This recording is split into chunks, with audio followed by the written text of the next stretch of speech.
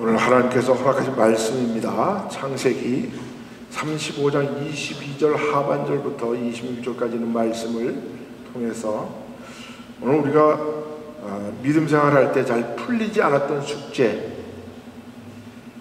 야곱의 아내가 4명인 이유, 그거에 대해서 우리가 함께 생각해 보면서 해답을 얻고 왜 하나님이 이런 역사로 기록으로 우리에게 주셨을까? 거기서 해답을 얻으면 우리가 승리할 줄 믿습니다. 여러분들이 주일학교 다닐 때부터 여기에 대한 또 여러분들이 믿음 생활을 하면서 창세기를 읽을 때마다 여기에 대해서 의문을 갖게 계셨죠. 그죠? 의문을 안 가졌다면 여러분들 신앙은 너무 좋은 거야. 저는 의문을 많이 가졌었어요. 왜? 하나님이 우리에게는 일부일처제로 허락하셨잖아요. 그죠? 그 다음에 아담과 하와에게 남자와 여자로 서로 독초하지 않도록 하기 위해서 일부일처제를 우리에게 허락하셨어요. 그래서 우리는 그 하나님의 말씀의 전통에 따라서 지금도 우리는 일부일처제로 가정을 꾸리며 이렇게 살아가게 되는 거죠. 그런데 하나님은 당시의 역사를 위해서 이 땅에 세우신 아브라함과 이삭과 야곱을 통해서 이스라엘의 조상이 되게 하시고 이스라엘의 12 부족의 족속들의 그 조상들을 만들어내기 위해서 하나님은 한 야곱에게 한 아내를 허락하지 아니하시고 4명의 아내를 허락했다는 거예요. 그렇다면 이건 하나님 스스로가 이율배반이요 논리적으로 맞지가 않잖아요. 그죠? 하나님은 우리에게 일부일처제를 허락해 주시고 하나님 마음대로 야곱에게는 4명의 아내를 줬단 말이에요. 여기에 무슨 이유가 있다는 거죠. 여기에 분명히 하나님의 뜻과 우리가 이해할 수 없지만 우리가 그것을 따라야 할, 이해해야만 할 그런 분명한 이유가 있다는 거죠. 그래서 우리가 야곱에게는 우리가 잘 아는 것처럼 야곱이 그의 형 에서를 속인 죄로 그가 에서의 손길을 피해서 그의 외삼촌인 라반의 집까지 이제 도망가게 되었잖아요. 그래서 그곳에서 그가 그 처가살이를 하게 되면서 그것에서 와이프를 4명을 얻게 되는데 첫 번째는 우리가 잘 아는 것처럼 라반의 첫째 딸인 레아, 그러나 둘째 딸인 라헬. 그런데 하나님은 그 레아의 여종이 실바와 그 다음에 라헬의 여종인 빌하까지도 하나님이 다 와이프를 줬다는 거예요.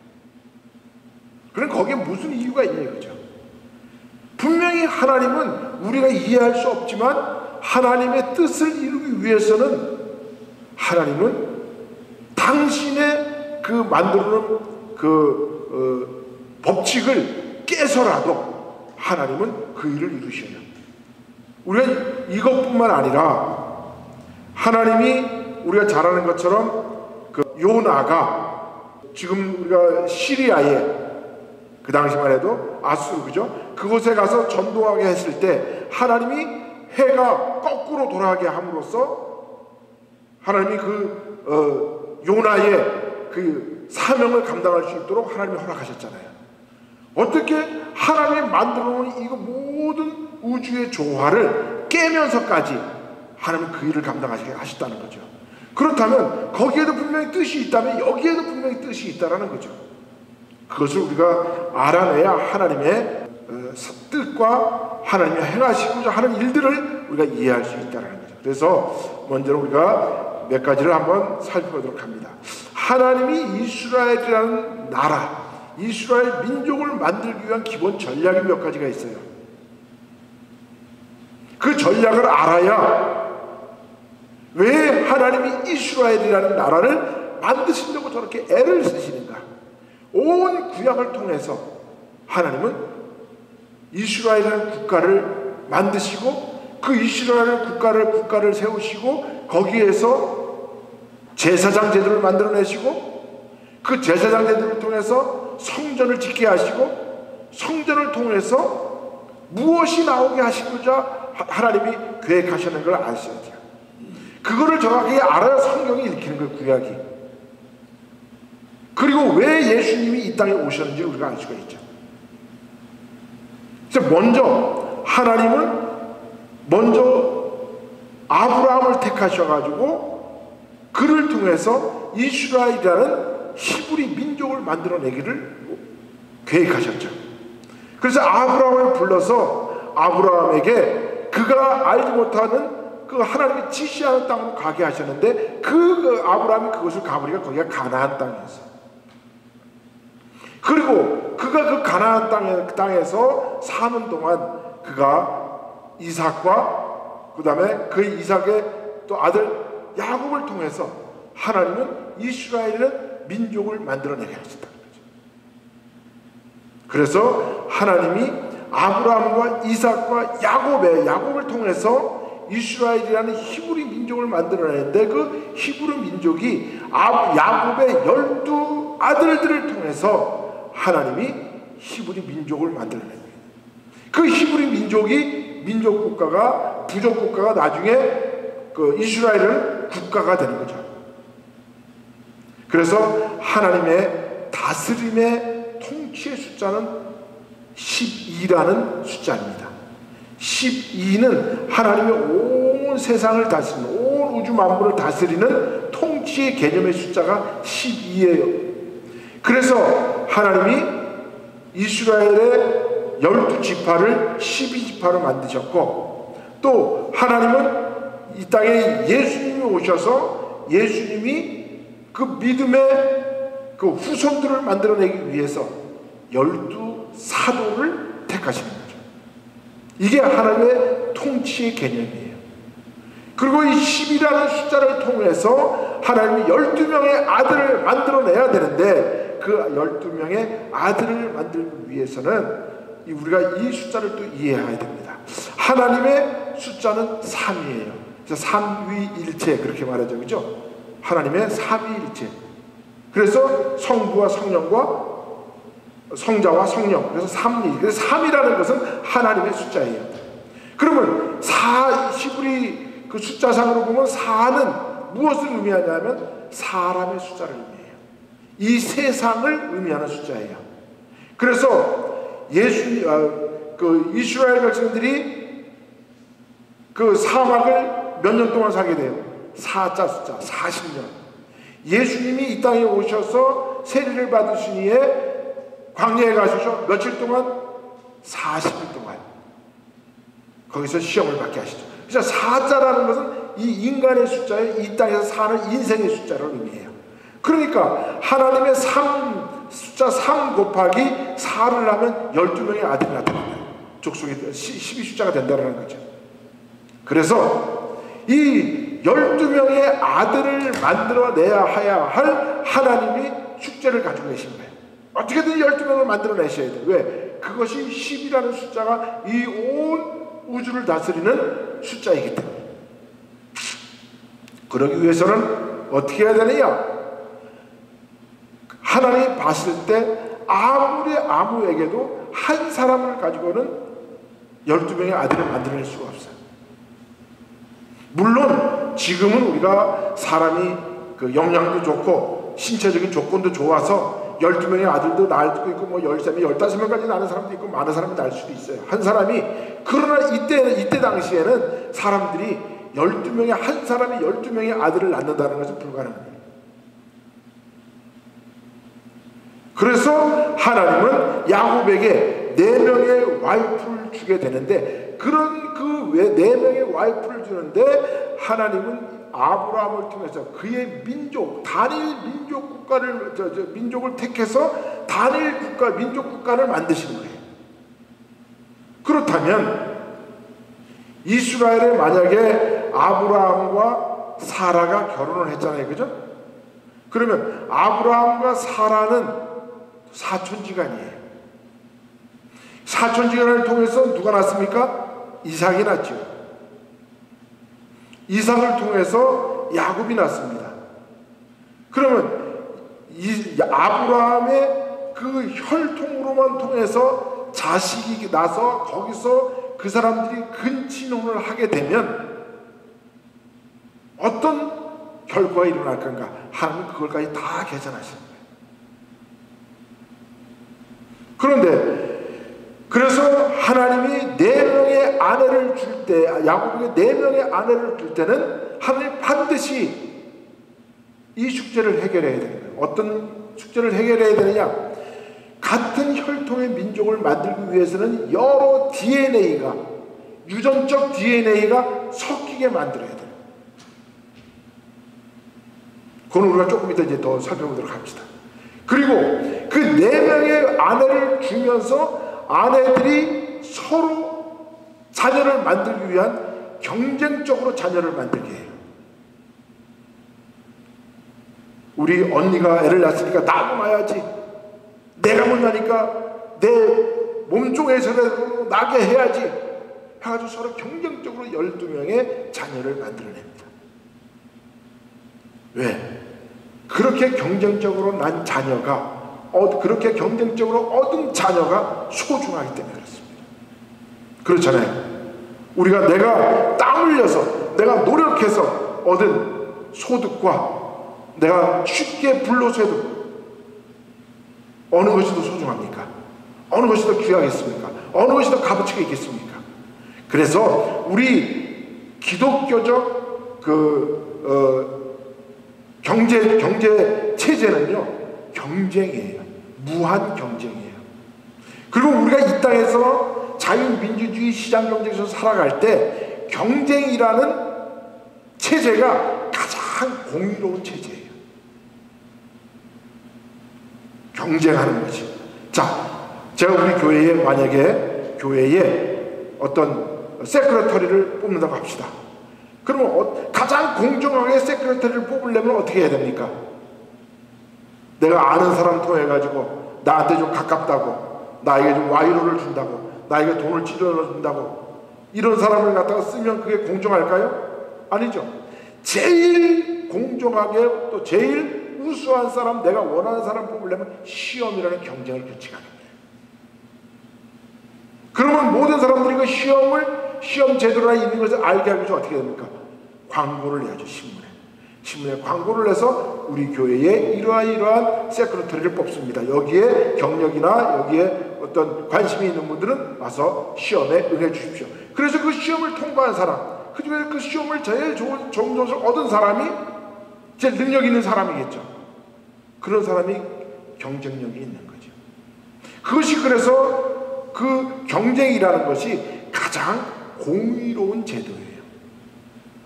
그렇잖아요. 누구에게서 내가 뭐 와이로 받거나 누구의 돈 받거나 누구에게서 뭐 백을 써서 이렇게 한 게 아니잖아요. 그죠? 정당하게 내 실력과 뽑으니까 내가 실력으로 간 거니까 가장 공정하죠.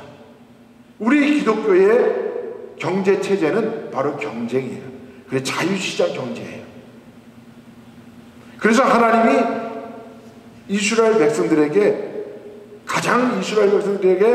조심하게 했던 것이 뭐냐면 불로소득을 함부로 갖지 말라는 거예요.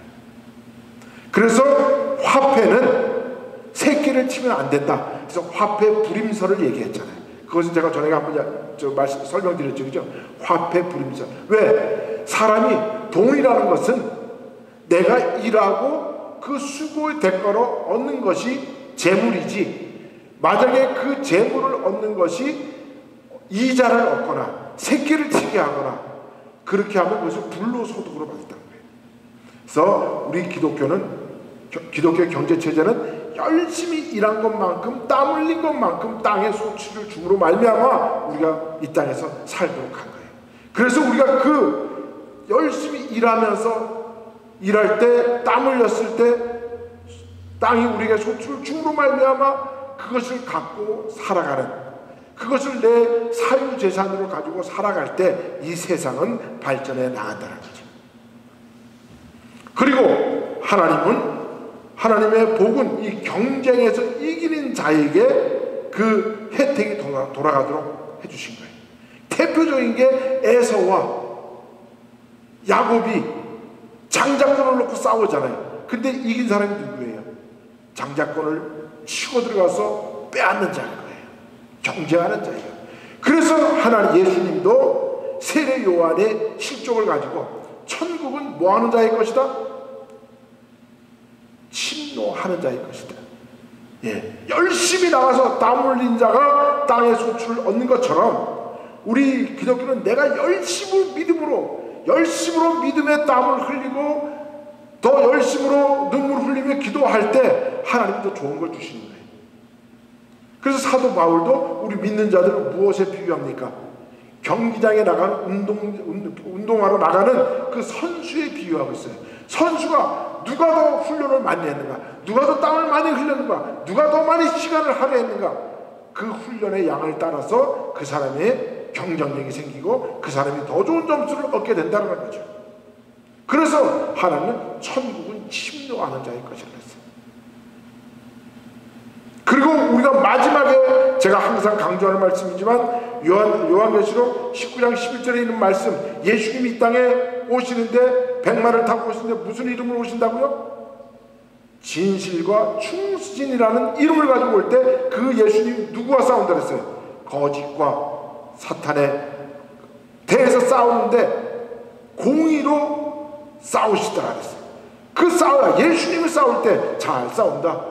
그래요, 예수님이 이기면 좋겠다, 이거 박수만 치고 응원하는 사람이 아니라 진정으로 우리가 예수님과 함께 나가서 싸울 수 있는 그런 신앙을 가진 자, 적극적이고 능동적이고 그런 신앙을 가지고 이 땅에서 살아가는 사람들에게 하나님은 천국을 허락해 주신다는 거죠. 천국은 침노하는 자일 거예요. 하나님이 아브라함과 이삭과 야곱을 통해서 허락하신 그 이스라엘 민족, 히브리 민족은 이렇게 태어나게 되는 거예요. 그래서 우리가 성경에 나오는 12의 숫자의 비밀을 보면 여러 가지가 많이 있지만 이스라엘의 12지파, 엘림의 12샘물, 모세가 시내산 아래 제단을 쌓은 기둥이 12개요, 솔로몬이 세운 12관장, 또 엘리야 선지자가 쌓은 여호와의 단 돌이 12개, 여러 가지가 있죠. 신약에서도 예수님의 12제자, 예수님이 오병이어의 기적주의 떡과 물고기 12광줄이, 예수님 12세 되던 때 예루살렘의 성에 올라가서 사람들에게 하나님 말씀을 가르치게 하셨던 것, 또 예수님이 베드로에게를 책망하시면서 12명의 천사를 보낼 수 있다고 하신 말씀을 보면 우리가 10이라는 숫자는 성경에서 하나님이 이 땅을 다스리는 12의 숫자라는 거죠. 그래서 우리가 이 세상에도 12 진법이 있었어요, 옛날에. 그래서 오늘날도 우리가 한나절이 12시간으로 되어 있잖아요. 그래서 하루는 24시간. 그 다음에 축구공에 보면 그 축구가 전 세계를 의미하는 의미에서 거기서 12개의 마름모가, 까만 마름모가 이렇게 박혀져 있습니다. 그 다음에 우리가 자축인묘, 진사어미, 신유술에 12개, 그 다음에 그 12지신도 이 12간주로 되어 있죠. 12. 피아노에 딱 한 옥타브가 12개예요. 이렇게, 그래서 1년도 12달로 되어 있고, 그래서 이 모든 12라는 것은 온 세계에 그 세계가 운행되는 어떤 그런 숫자의 개념으로 우리가 되어 있다. 그 라반에게는 두 딸이 있었죠. 큰 언니가 레아고 둘째가 라헬이에요. 근데 야곱이 원했던 신부감은 누구였어요? 레아가 아니고 라헬이었어요. 그런데 라반이 그 지방에는 그 관습이 첫째 딸을 먼저 시집 보내야 하는 관습이 있다 그래서 그 결혼식날 라헬하고 야곱이 결혼하는 때 몰래 레아를 먼저 집어넣어버렸어요. 그래서 레아가 첫째 아내가 되는 거죠. 그래서 그 레아를 통해서 르우벤, 시몬, 레위, 유다, 이삭을 심으면 여섯 명의 아들이 태어나게 되는 거죠. 그러니까 이 레아가 아들을 막 이렇게 그 6명의 자녀를 낳으니까 라헬이 몸이 달았죠. 그래서 자기는 아무래도 아기를 못 낳겠으니까 자기의 몸종이었던 빌하를 야곱에게 들여보내서 거기서 난 아들이 단과 납달리. 그러니까 레아도 쟤는 자기가 안 나고 자기 종을 주네. 그럼 나도 종 줘. 그래서 넣어가지고 가진 자녀가 갓과 아세. 그 다음에 마지막 하나님이 라헬을 축복하셔서 그에게 준 아들이 요셉과 벤자민. 예. 그래서 이 12명의 자녀가 되었죠. 근데 이 아들들의 이름을 보면 굉장히 경쟁적인 이름을 주었어요, 하나님이. 자, 제일 먼저 레아에게 첫 번째 준 아들이 루벤이에요. 루벤인데 레아가 자기 동생에게 자랑하는 거예요. 하나님이 내게 아들을 주셨다. 너보다 나에게 먼저 주신 거야. 그래서 내게 아들을 주셨다고 자랑을 하는 이름이에요. 그게 루벤이에요. 두 번째 시므온이 있었는데 그 아들을 낳고 나서 내가 하나님 나에게 하나 더 주세요 하고 기도를 했더니 하나님 내가 또 줬어. 그래서 내 기도를 들어주셨다. 그래서 시므온이에요. 그 다음에 이제 레위, 유다 뭐 여러 가지 이름 쭉 나오는데 이걸 다 하려고 하면 시간이 많이 걸리니까 여러분들이 나중에 그걸 한번 살펴보시고, 그래서 어쨌든 이 자녀들이 12명의 자녀들이 이 땅에 나온 것이 굉장히 경쟁적으로 서로가 야곱에게 잘 보이고 야곱을 더욱더 사랑하는 마음으로 해서 자녀들이 태어나게 했다는 거죠. 그래서 아주 복된 자녀들의 12 자녀들이 태어났다. 근데 이제 여기서 우리가 한 가지 의문점이 있는 거예요. 그 의문점이 뭐냐? 왜 하나님은 야곱의 아내를 레아와 라헬을 줄 때 그 외삼촌의 혈통을 정실 혈통을 주지 않고 왜 몸종을 그들에게 줬냐 이거죠. 아내는 몸종이 두 사람이죠. 빌하와 실바. 그렇죠. 근데 이 사람들은 성경에 보니까 이 사람들은 어떤 족속이냐 하면 같은 족속이 아니라 이 사람들은 이집트 사람들이에요. 이집트인 몸종들이에요. 그렇다면 하나님은 이집트인 종들을 야곱에게 아내를 준 이유는 단호한 확실한 정확한 답이 거기에 있는 거예요. 뭐냐? 만약에 레아와 라헬에게만 둘이만 결혼하게 했든지 아니면 레아가 자녀를 많이 하니까 그 레아에게만 12명의 자녀를 뒀자 그러면 이제 이스라엘은 히브리 민족은 누구에서부터 나와야 돼? 레아와 야곱의 그 후손으로만 피로만 혈통으로만 쭉 자녀가 나와야 돼. 그들끼리 결혼하게 해야 돼. 왜? 단일 민족을 만들어내야 되니까. 그렇죠? 그럼 만약에 레아 하나는 부족하니까 그럼 라헬에게도 자녀를 낳게 해. 그러면 레아도 낳고 라헬을 낳았는데 그들에게서 자녀가 낳았으면 이 사람들은 서로 또 형제니까 또 자기네들이 결혼하게 되겠죠. 자기네끼리. 이렇게 돼서 만들어서 자녀가 나면 이스라엘은 몇 대 안 가서 그냥 바로 소멸돼버려요. 그걸 하나님이 아시는 거예요. 왜 그러느냐? 우리 사람들에게는 그 염색체라는 게 있어요. 염색체라는 게 있는데 목의 계통을 해서 엄마하고 아빠가 결혼해서 나를 낳았으면 내가 엄마에게서 받는 것이 미토콘드리아라는 DNA의 유전자예요. 근데 이거는 엄마 계통에서만 나오는 거예요. 그리고 내가 아빠에서부터 받는 유전적 그 염색체는 뭐냐면 XY가 있는데 X는 엄마에게서 있는 거고 Y는 남자에게 있는 거예요. 근데 Y 염색체를 내가 받는 거예요. 그래서 Y 염색체와 엄마에게서 받는 미토콘드리아가 합쳐져 가지고 새로운 자녀가 만들어지는 거예요. 그런데 만약에 XY 염색체가 똑같은 사람들끼리 서로 결혼을 한다. 그렇게 되면 어떻게 되느냐?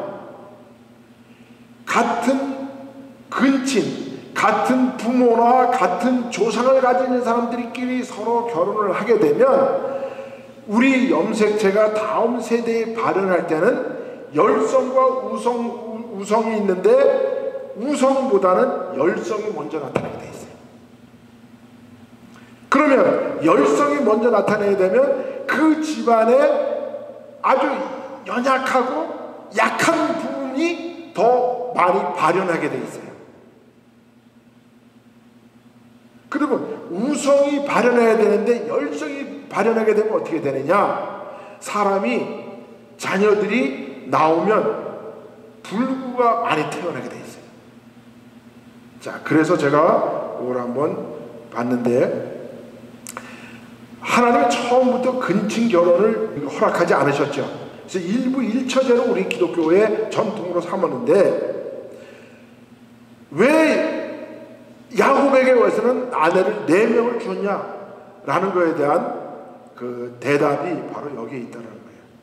자, 근친혼을 하게 되면 같은 가족이나 같은 패밀리의 뿌리를 가지고 있는 사람들끼리 서로 결혼을 하게 되면 우선적인 인자가 나타나는 것이 아니라 열성인자가 나타나게 되어서 사람이 잘못된 사람들이 태어나게 돼 있어요.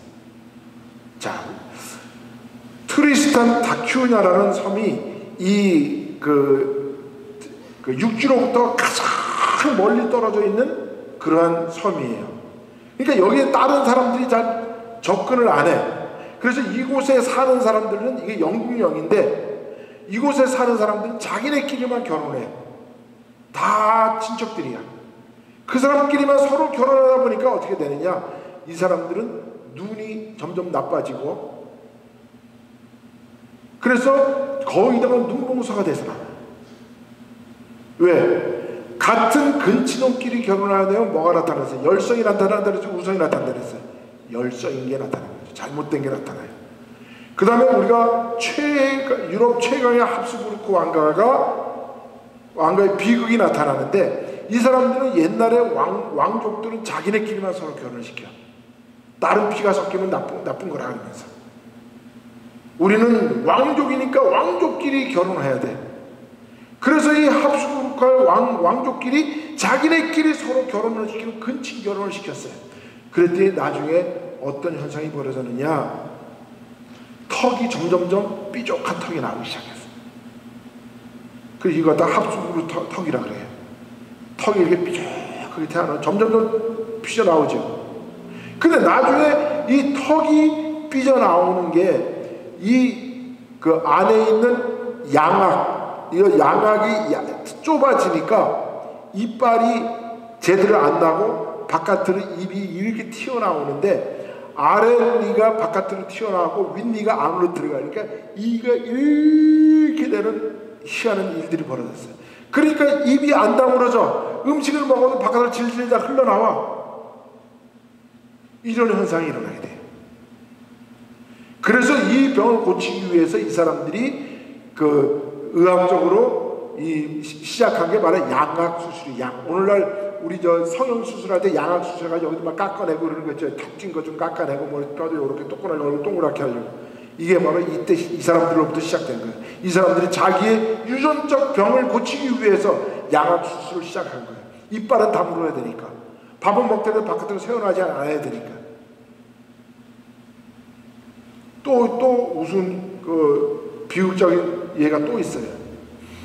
어떤 선교사가 아프리카를 방문했는데, 아프리카 참 외지에 있는 사람들을 가서 봤는데, 그 사람들은 그동에 자기네끼리 고립돼가지고 자기네끼리 근친결혼하면서 사는 거야. 몇 대째를. 근데 그 사람들의 발을 보니까, 제가 이제 동그랗게 틀려서 잘 안 보이지만, 발이 타조처럼 발가락이 5개 아니라 발가락이 3개, 2개로 점점 보이는 거예요. 타조처럼.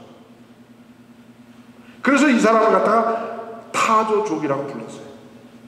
왜 이런 현상이 벌어졌느냐? 워낙 아프리카 외지에 살다 보니까 다른 부족 사람들하고 교류를 안 하고 자기네끼리만 결혼을 하는 근친상간이 일어나니까, 거기에 열성이 나타나가지고 한 사람의 그 발이 타조처럼 벌어져가지고 나니까 다른 사람들 전부 다 그 후손들이 이렇게 나오는 거예요. 그래서 이 사람들을 타조족이라고 해요. 잘못 걸어요. 최근에 미국에도 이런 걸 발견했어요. 웨스트 버지니아에 사는 휘테커 가족. 이 사람들은 웨스트 버지니아의 아주 산속에 석탄을 캐고 그러는데, 그 광부의 마을에 거기서 사는 사람들인데, 이 사람들을 발견했더니 말도 못하고, 후손들이 말도 못하고 개처럼 짖으면서 말도 못하고 침을 질질 흘리고 이런 사람들이 태어났어요. 그래서 휘테커 가족이라고. 이 사람들은 그 가족력이 어떤가? 할머니 할아버지가 쌍둥이로 태어났는데 이 쌍둥이들이 결혼을 했는데 이 결혼한 쌍둥이 그 자녀들끼리 결혼을 한 거예요. 그게 몇 대째 내려온 거야. 3, 4대가 내려오니까 자녀들이 전부 다 이상하게 생겼어요. 침은 질질 흘리고 말은 못하고 말도 혀가 잘 안 들어가니까 하고 하면서 개가 짖는 소리 같은 걸 내고 눈은 다 찌그러지고 자기네끼리 그렇게 사는 거예요. 자, 우리가 지금 현대에 오니까 우리가 이걸 알게 된 거죠. 그죠? 의학적으로 사람에게는 유전자가 있는데 그 유전자가 YX 염색체가 서로 결합해가지고 여자에게도 나쁜 그 X에도 열정이 들어있고 Y에도 열정이 들어있고 XY가 만나면 그 사람은 완전한 열정만 나타나는 거예요. 그래서 이것을 막기 위해서 근친을 결혼하지 않고 다른 종족과 서로 결혼을 하게 되면 X에도 Y에도 잘 안 나타나는 그런 인자들이 나타남으로 우성이 나타나서 정상적인 사람이 태어난다는 거예요. 그렇다면 왜 하나님이 야곱에게 4명의 아내를 줬는데 그 4명의 아내를 2명은 형제지만 왜 2명에게 빌하와 실바를 줘서 야곱의 피를 다 섞게 했다는 거예요. 만약에 그렇게 하지 아니하고 레아하고 라헬에게만 자녀를 둬가지고 두 자녀에게 통해서 서로 근친을 하게 되면 하나님이 만들어내고자 하는 이스라엘이라는 민족은 전부 다 이런 비정상적인 사람도 태어나는 거죠. 열정만 나타내게 되니까. 그 열정만 나타내게 되면 결국 어떻게 됩니까? 몇 대 안 가서 10대 정도 가면 전부 다 그 사람들은 도태되고 마는 거예요. 더 이상 사람은 태어나지가 않는 거예요. 왜? 비정상적인 불구자만 태어나게 되니까. 정상적인 생활을 할 수가 없죠. 그 정상적인 생활을 할 수 없는 사람들 가지고 어떻게 하나님은 민족을 만들어내고 나라를 만들어내고 그 민족과 나라를 만들어서 하나님이 하시고자 하는 게 뭐예요? 예수 그리스도를 이 땅에 오게 하시는 길을 만들기 위해서 이스라엘이라는 민족을 만들어냈잖아요. 그러니까 이제 여러분이 왜 하나님이 야곱에게 4명의 아내를 주었는지 이해가 가시죠? 그죠? 네. 하나님 이미 이러한 의학적인 모든 지식을 다 아시는 하나님이 만약에 라헬과 레아에게 2명에게만 아내를 줘서 야곱에게 그 두 자녀들이 두 아내에게서 자녀를 만약에 6명씩 줬다고 해봅시다. 그 6명씩 난 자녀들이 서로 다른 민족을 이룬다고 결혼을 해보세요. 레아와 라헬은 형제잖아요. 라반의 딸이잖아요. 친족이잖아요. 이 사람들이 결혼을 해가지고 둘이가 서로 결혼한 사람들끼리 피를 섞으면 결국은 이스라엘은 몇 대 안 가서 다 이런 휘테크 가족의 비극, 합스부르크 왕가의 비극, 타조족의 비극이 일어난다는 거죠. 그럼 이 땅에 이스라엘은 오늘날 없어요. 유대인은 이 땅에 없어요. 이 하나님의 오묘한 뜻을 이제 우리 깨달을 수가 있죠. 얼마나 하나님이 오묘하십니까? 얼마나 하나님의 계획이 철저하십니까? 그래서 오늘 이스라엘이라는 민족이 민족을 이 땅에 태어나게 하셨고 그들을 통해서 하나님은 히브리 민족을 만들고 그 민족을 통해서 이스라엘은 국가를 만들고 그 국가를 통해서 하나님은 신앙의 자유를 허락하셔서 예수 그리스도가 그 이스라엘을 통해서 태어나게 하셨다는 거죠. 다음에는 유대인들은 바로 어떤 사람들인가, 그리고 그 유대인과 이 땅 현대에 살아가는데 유대인을 가장 비교되는 한국 사람들은 어떤 사람들인가 성경적으로 한번 살펴보려고 오늘 제가 여러분들에게 이 말씀을 드리는 겁니다. 예. 그러니까 하나님은 하시는 일이 실수가 없으셔요. 하나님이 하시는 일은 그런 오묘한 계획이 있었던 거예요. 우리가 이해할 수 없는 그 야곱에게 4명의 아내를 주었고 그 4명에게 그 몸종까지 허락해서 4명의 아내를 허락하신 하나님, 왜 그런 계획을 세우셨는가요? 우리가 그 하나님의 계획과 뜻을 분명히 알 때 우리가 왜 우리가 하나님의 말씀을 따라야 하는지, 왜 우리가 하나님의 계획대로 살아야 하는지, 왜 하나님의 말씀을 우리가 쫓아서 살아야 하는지를 우리 그 이유를 확실히 알 수 있다는 겁니다. 지금은 우리가 이해할 수 없어요. 어떨 때는 도무지 이해할 수 없어요. 왜 하나님이 이런 일을 내게 주시는지. 그러나 거기에는 반드시 하나님의 오묘한 뜻과 계획과 하나님의 섭리가 있다는 사실을 믿고 나아갈 때 우리의 믿음의 신앙이 넓혀지는 거죠. 올바른 신앙 가운데 가게 되는 거죠. 여러분들도 이런 신앙 가운데 왜 하나님이 오늘 나를 여기 세우셨는가? 왜 하나님이 나에게 이런 자녀를 주셨는가? 왜 하나님이 우리의 가족을 있게 하셨는가? 그 이유를 우리가 하나님으로부터 깨닫고 우리가 앞으로 어떤 믿음의 삶을 살아야 할 것인지를 우리가 이해하는 그런 삶을 사시기를 예수님의 이름으로 축원드립니다. 기도합니다.